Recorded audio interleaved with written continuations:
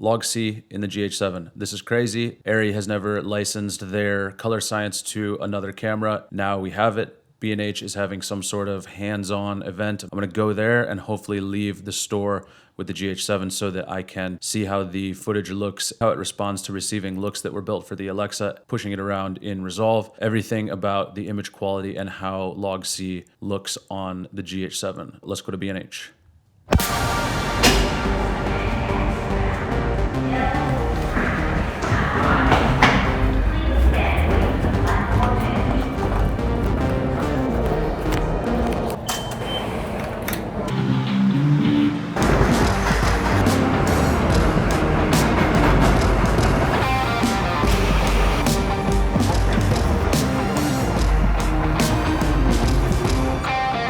This is huge. What's up? This is a Rokinon DS lens. Brings me back.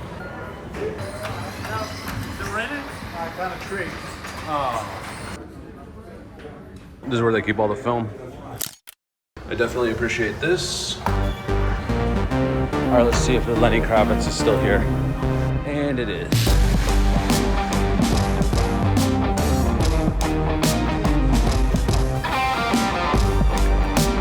Do you have one up here? Somebody said it was up here. I do not have it. All right.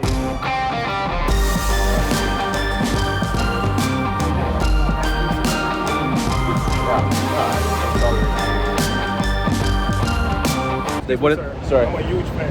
So watch your stuff all the time. Train is having problems. No way am I sticking around down there. So you know what's next.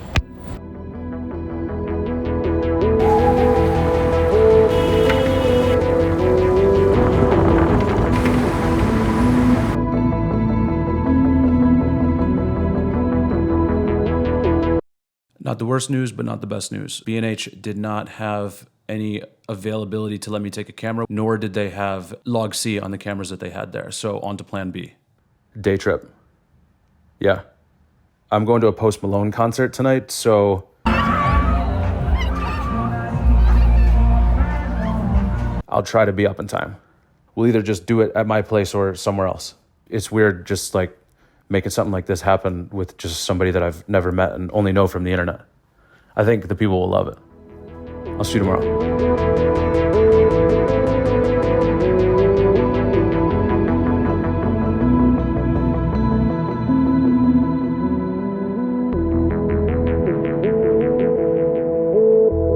I am at Coda Williamsburg, great hotel in Williamsburg. They hooked me up with a cabana outside. Haven't been to this pool in a while, but it's always a fun time. Thank you, Coda. This video isn't sponsored by Coda or Panasonic, but it is sponsored by Audiio. So thank you, Audiio, for making this epic New York City meetup and camera test happen. Meetup, you say? Yes, I have a special guest today, and we are going to be seeing him very soon, and I know you're going to love it. So let the camera testing commence.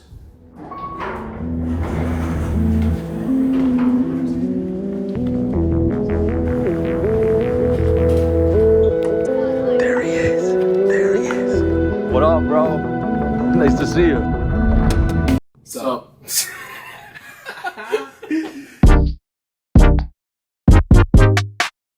So I've been talking to Patrick for a while. I love him. I love both of his YouTube channels. He is also posting a video from his time here in New York. He brought the camera and we hung out and got some food. It was a wild day. I'm gonna show you 3-ish tests that we did with both cameras. Main priority here is just kind of to look at LogC. There's a bunch of other videos online that show other features of this camera. From what I heard with Patrick, he likes the image stabilization. He said it's the best. He said autofocus is good. But my main priority was to test LogC and see what kind of image I can get out of it compared to the Alexa. First, I'm gonna take a look outside at the two cameras side by side. We'll also do 2 tests with controlled lighting inside.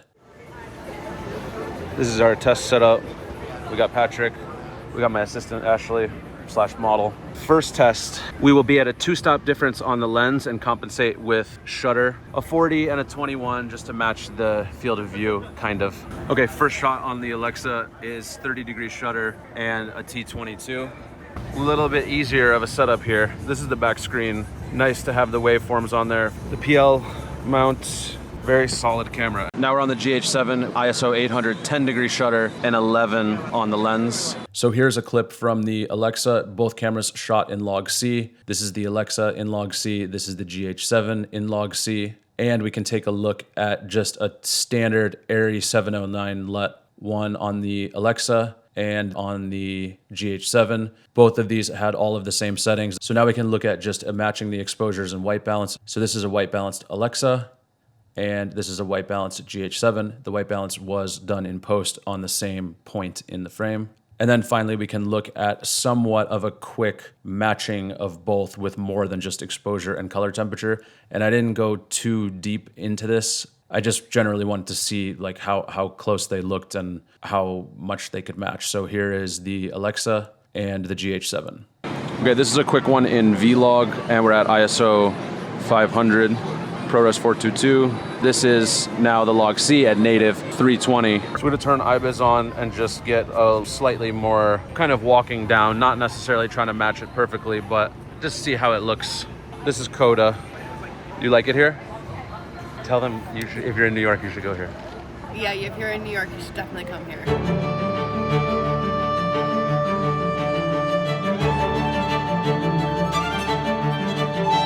And now we will move on to the bathroom studio. I have two shots in here, one where we clip both of the sensors and one where we can take a closer look at skin tone. We'll look at clipping the sensor first. Here we have the bathroom studio, and we're shooting with a 2.8 on the GH7 and a 5.6 here, and we'll compensate the exposure difference with the shutter speed. And the reason for doing that is just so that there's no shift in any color from the NDs. This is just a controlled test so that we can see no lighting changes and a similar frame with similar depth of field. There we go. The man. Drake's on him. So I'm gonna shut this door real quick. We are at 800 ISO, 180 degree shutter, and we're at a 5.6 on the 40 mil. And we have the light in the shot just to kind of check where the clipping happens. Okay, now we have the one and only GH7 21 mil lens. We're at a 2.8, basically 2 stops brighter than the Alexa, but we have gone down to a 45 degree shutter angle. So on paper, our exposures will be exactly the same. And I'll do further tests with different ISOs. What are we shooting in? 5.7K? 5.7K ProRes 422 10-bit. Okay, cool. Yeah. Both cameras are 5600 Kelvin, no tint or anything. So I'm gonna roll the GH7, hope it's in focus. This little zoom in button back here so we can see. And we are looking at a Rec 709 on the GH7 monitor, but it is shooting in LogC, which is crazy. But I can't wait to look at this. So here we can see the Alexa straight off the camera, no corrections, and the GH7 straight off the camera, no corrections. Same settings on both. This is also in just log, and we can see, not that this totally really matters all that much, but we can see where the GH7 clips, and we can see where the Alexa clips. Here's Rec 709, Alexa, GH7. Here's an exposure adjustment and a white balance adjustment, Alexa, GH7. And here's just kind of like a very quick matching of them both.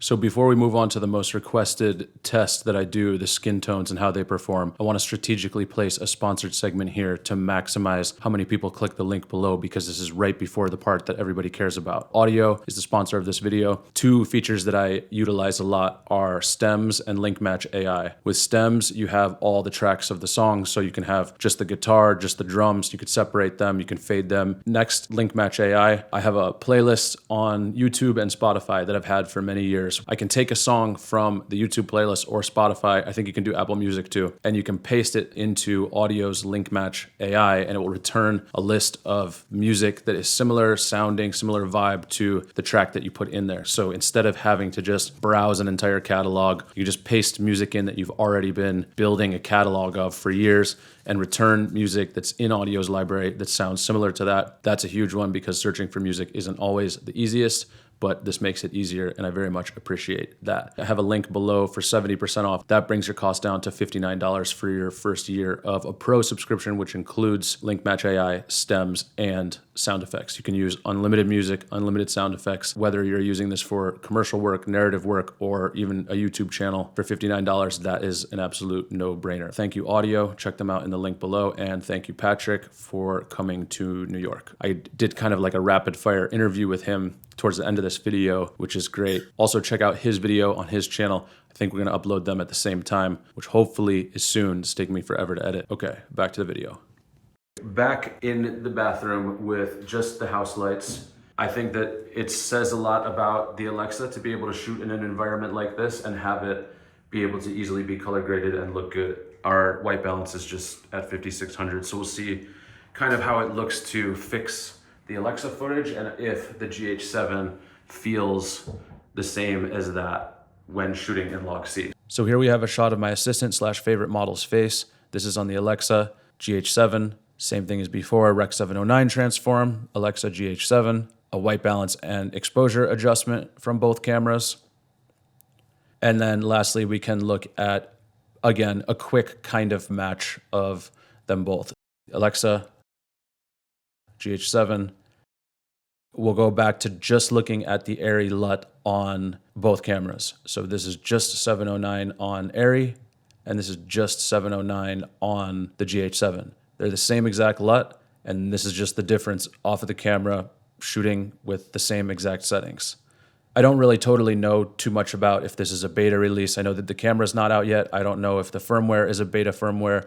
This is just an objective look at what the differences are. At least in my very quick tests, I would say that the GH7 seems to be a little more saturated. I don't care if the color temperature and tint is off because even Alexa to Alexa has differing color temperatures and tints. I've had shoots with multiple of the same Alexa and they all have different white balances and tints to match them all on the shoot. And this is common. It's in all of the Alexa manuals. Sensor to sensor does not always match, which results in differing color temperatures and tints, which can be easily corrected. Saturation is a different thing. If my color temp and tint on the Alexa and the GH7 are different, fine, don't care. The GH7 seems to be a little more saturated and required a little more work to kind of match that up, where like some colors might be a little more saturated than others, but overall you can put an Alexa LUT on the GH7 and have it work, which is cool. Okay, one other thing I want to mention. You can pretty much match any camera to any other camera outside of dynamic range differences and noise performance. I've matched a lot of cameras to each other over the years, and what we see here today is just something extremely quick just to get the video done. I want to look at a Sony and Alexa clip that I did in controlled lighting to see how different is matching Sony to an Alexa compared to matching the GH7 with LogC to the Alexa. My matches, which were just extremely quick, were extremely quick. They're not all the way there yet, but they're close enough. So I want to do the same kind of quick match on the Sony, and we'll take a look at just log and log, 709 and 709, and maybe I would assume that I would have an easier time matching the GH7 with LogC to the Alexa than I would have matching an FX3 to the Alexa, but we'll see. This is an Alexa clip and this is a Sony FX3 clip, both the same settings, perfectly controlled light. This is totally blacked out room, so no changing in light. And we have just a Rec 709 transform through color space transform, and the same on the Sony. This one is meant for Sony and this one is meant for Arri. So the first thing I'll do is match the exposures. I'm going to bring the exposure on the Alexa to where I want it first. So somewhere around here looks good. I'm going to take a still and put that to the Sony, and I'll adjust the exposure. Sometimes it's easier to white balance first and then adjust exposure. So I will just take a white balance selection right here, and I'll do the same for the Sony right here. And then I'll take a still of the Alexa again, put it here, and match our exposures a little bit better. So we have the Alexa and the Sony, which are feeling very different in the skin tones. And then what I might do here, just to be very quick, I made a video with these clips and had them matching very nicely, but just to be really quick, we'll take a still here and let's just bring up the gamma a little bit and pull maybe a little magenta out of the gamma. That's close. but it still looks different and there's a lot more work that needs to be done. In a way, it's kind of similar to the GH7, but again, there's only like 3 colors in here, my skin, the white and the green, where on the GH7 when we were outside, the colors are kind of feeling more in the same world, but we must remember that there are 2 different sensors in the GH7 and in these 2 cameras. I feel that the GH7, and I would really need to do more testing to know, is more in the same world of colors compared to the Sony and the Alexa. Maybe it's just a saturation thing again. They look closer. Okay, moving on. Obviously, one difference is that I can shoot at a T2.1 on here, where on the 21mm on the GH7, it's not gonna be as blurred in the background. If you want tacos, you go to Casa Publica. If we want pizza, I think Aces. And if you want sushi, we go to iWalk. I really hope we nailed the tests. You look great.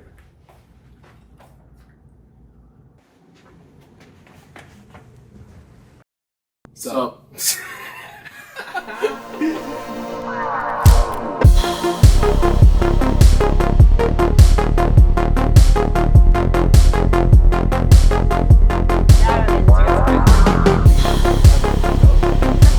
Just had a pre-dinner, first dinner. Dinner 1. This is called a bang bang. We're going to the second dinner. And then after that, I am going to follow Patrick around as he's going to just kind of, what are you going to do? Shoot some stuff around? Shoot some garbage B-roll.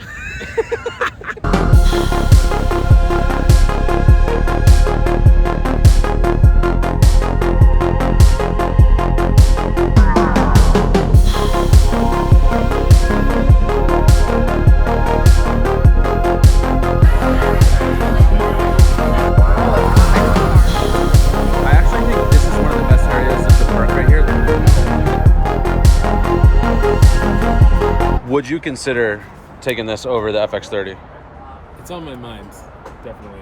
The IBIS, the codecs and frame rates, open gate recording. Autofocus is good. I don't think it's as good as the FX3. The open gate is pretty much the main thing. Yeah. And also now you have LogC, so it's just an easy out of camera color grading sort of process. But the IBIS, man, it's like once you shoot with something like this, like I don't like gimbals generally speaking, but I like handheld a lot, but I don't like micro jitters at all. And the FX3 is very small and it's prone to micro jitters. And the IBIS is not very good, it's very jerky, and like you gotta know how to use the IBIS in that system, whereas this, man, you can just run with it. It's better IBIS than... Oh, so much better. Yeah, I think it's the physics of like a micro four thirds sensors, because it's so small. I think they're able to do an IBIS system because it's tiny in a body like this. They can make a huge sort of like a mechanism for the image stabilization that is just apex. It's like the best that's out there.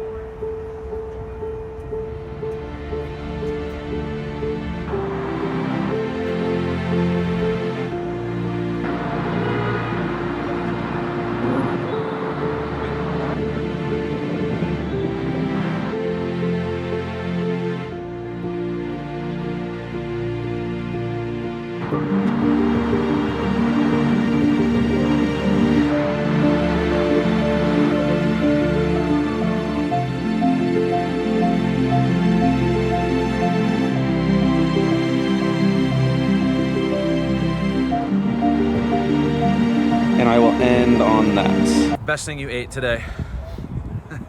Ribs and eggplant parm. Yes, from Bernie's. From Bernie's, yeah. Would you buy a GH7? Like, would you recommend it? I would recommend it.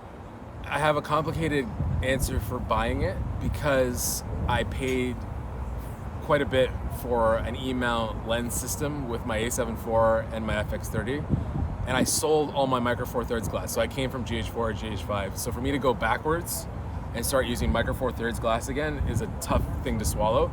But I will say that it is a better camera than the FX3. My personal ecosystem doesn't fully justify me buying one. But if you're coming from scratch, you're starting over, you're getting a whole new system, yes, I think it's a better camera than the FX3. You shoot a movie on one focal length, what is it? I hate this question. No, I like what this is question, 40 mil.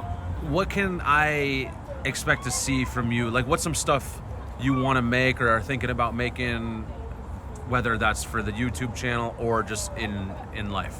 Yeah, I want to get more into like long form documentary stuff and narrative, of course. I think we'll see more short films and experiments on probably both channels. And there's some really interesting chats coming on the main channel with some very big names that I'm very excited about. Favorite movie? Zodiac, David Fincher, 2007. What's your favorite movie in like the last year? My favorite movie in the last year... Or like last year or two? Last year or two? Oh, damn. Oppenheimer. How often are you going to the theater? Used to be at least once a week. I'll be completely honest. Now I'm lucky if I go once a month. I don't think there's a lot of movies that are really drawing me out to the theater right now, and I want to see more Oppenheimers, Furiosa, that kind of stuff. That like, I want to be there on a big screen and experience that, because things are really good at home right now, and I like streaming. I do like streaming movies. I think that's a good industry, but I don't think cinemas are going anywhere. But yeah, I would say lucky if I'm there once or twice a month. And you love the Apple Vision. I love the Apple Vision Pro. That's probably the big thing. Is I have a home theater at home. I have like a full IMAX theater at home whenever I want, in bed, laying down on the ceiling. I'm in an IMAX theater watching whatever the hell I want. So. Do you ever work? Do you ever work on the Vision Pro? Do I ever work? No, I don't work. No. On the Vision Pro. Because you can basically connect your computer and have your full monitor in Vision Pro, and it's great. It looks fantastic. I don't do that as often as I watch movies, but it's a totally viable system. And I'm in the process of redesigning my office right now, and I might set up a station of a desk that doesn't even have a monitor, and it'll be like a Mac Studio and Vision Pro setup that doesn't even have a monitor on the desk at all. What's your order at Wendy's? Oh yeah, I love it. JBC, spicy chicken. I also love the spicy chicken snack wrap. That's a good go-to add-on to anything that you're getting. I'm a value menu guy at Wendy's, honestly. I like the value menu. I think they have one of the best value menus in fast food right now. Love a spicy chicken, classic. I always get it. Dude, well, thank you. Thanks for having me. All right, that's all I got for now. Patrick, love you, bro. Thanks for coming to New York. Thanks for Bernie's. Hope to see you soon. I'm coming to Canada next time. Audiio, thank you for making this happen. And Coda, thank you for letting us use your hotel to do these tests and chill at the pool. Peace.